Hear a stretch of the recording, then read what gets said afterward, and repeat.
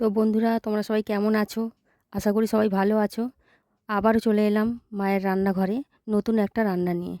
আজ আমি বানাবো শোল মাছ আলু দিয়ে ঝাল। তো দেখে নাও কী করে আমি বানাই। মাছটা কেটে ধুয়ে পরিষ্কার করে নিয়েছি, দিয়ে নুন হলুদ মাখিয়ে নিয়েছি। এবার তেলটা গরম হলে মাছ কটা ভেজে নেব। তেল গরম হয়ে গেছে, মাছগুলো ভেজে নেব।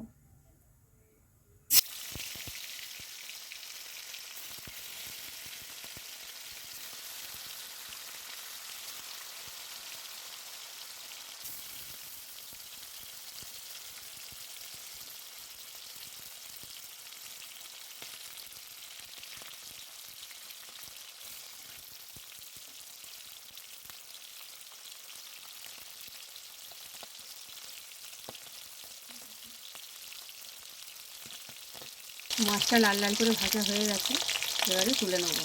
এই একইভাবে সব কটা মাছ ভেজে নেবো।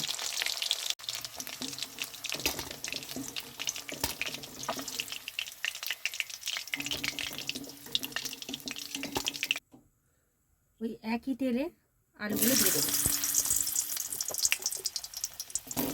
আলুগুলো একটু ভাজা ভাজা করে নেবো।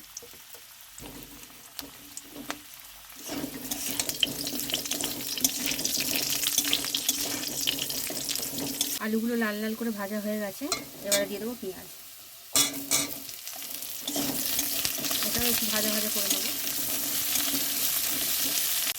পেঁয়াজটা প্রায় ভাজা ভাজা হয়েই এসছে, এবারে দিয়ে দেবো টমেটো।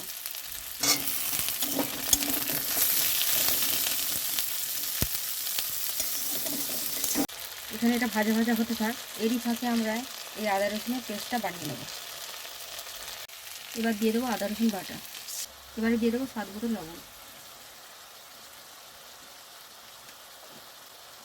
এবারে দিয়ে দেবো হলুদ। এবারে দিয়ে দেবো চিনি। এবারে দিয়ে দেবো লঙ্কার গুঁড়ো।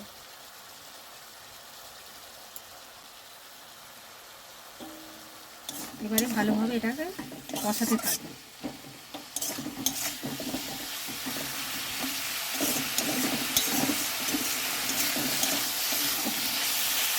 কষানো হয়ে গেছে, এবারে জল দিয়ে দেবো।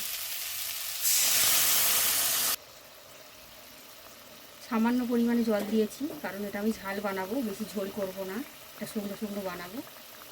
জলটা ফুটে এলে তারপরে এতে মাছ দিয়ে দেবো। ঝোলটা আমাদের ফুটে গেছে, এবারে এক এক করে সব মাছ দিয়ে দেবো।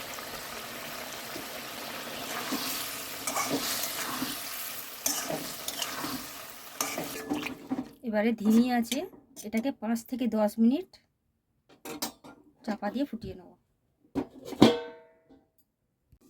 5 থেকে 10 মিনিট হয়ে গেছে, এবার ঢাকনাটা খুলে দেখে নেব।